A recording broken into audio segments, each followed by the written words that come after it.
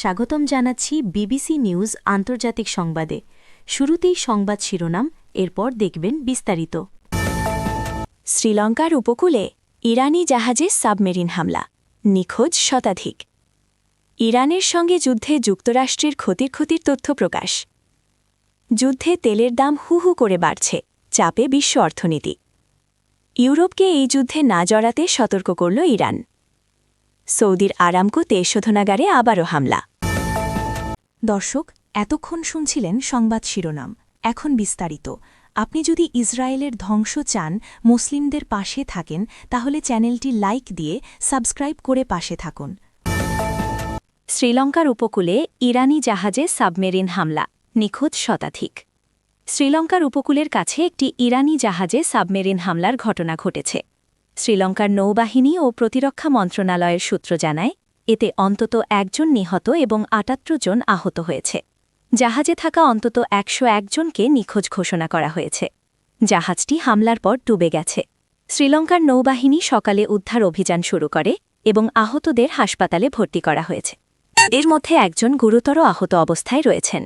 পররাষ্ট্রমন্ত্রী বিজিথা হেরাথ জানান, জাহাজে থাকা অন্তত ৩০ জনকে সামরিক বাহিনী উদ্ধার করেছে। হামলাকারীর পরিচয় এখনও জানা যায়নি। স্থানীয় গণমাধ্যম জানায়, জাহাজটি দক্ষিণ শ্রীলঙ্কার গোলে উপকূলে বিপদ সংকেত পাঠায়, যার ভিত্তিতে উদ্ধার কাজ শুরু হয়। ইরানের সঙ্গে যুদ্ধে যুক্তরাষ্ট্রের ক্ষয়ক্ষতির তথ্য প্রকাশ। ইরান বিরোধী সামরিক অভিযানের প্রথম ৪ দিনেই মধ্যপ্রাচ্যে যুক্তরাষ্ট্রের প্রায় ২,০০০ কোটি মার্কিন ডলারের সামরিক সরঞ্জাম ক্ষতিগ্রস্ত হয়েছে। আনাদুলু এজেন্সির সংগৃহীত তথ্যের ভিত্তিতে এ হিসাব প্রকাশ করা হয়েছে। সবচেয়ে বড় ক্ষতির ঘটনা ঘটে কাতারের আল উদেইদ বিমান ঘাঁটিতে।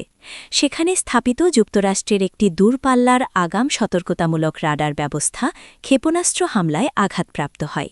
রাডারটির আনুমানিক মূল্য প্রায় $১১০ কোটি।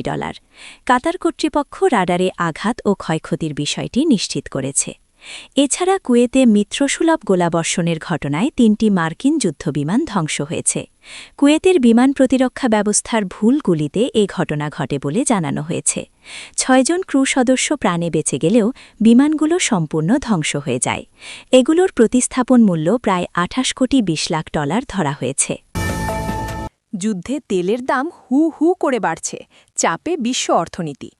ইরানকে ঘিরে যুক্তরাষ্ট্র ইসরায়েলের সাম্প্রতিক হামলার পর মধ্যপ্রাচ্যে উত্তেজনা বেড়েছে। বিশ্লেষকদের মতে, এই সংঘাত দীর্ঘস্থায়ী হলে বৈশ্বিক জ্বালানি সরবরাহ, বাণিজ্য ও শেয়ার বাজারে বড় প্রভাব পড়তে পারে।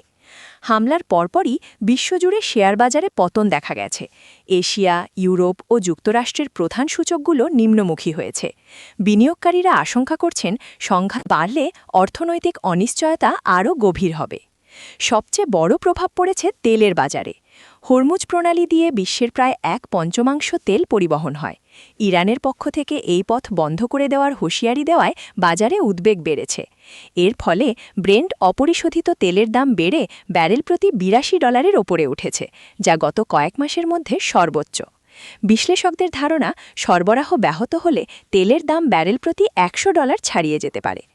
যুক্তরাষ্ট্রভিত্তিক গবেষণা সংস্থা কাউন্সিল অন ফরেন রিলেশনস সতর্ক করে বলেছে, মধ্যপ্রাচ্যে সংঘাত বাড়লে জ্বালানি সরবরাহে বড় ধাক্কা লাগবে।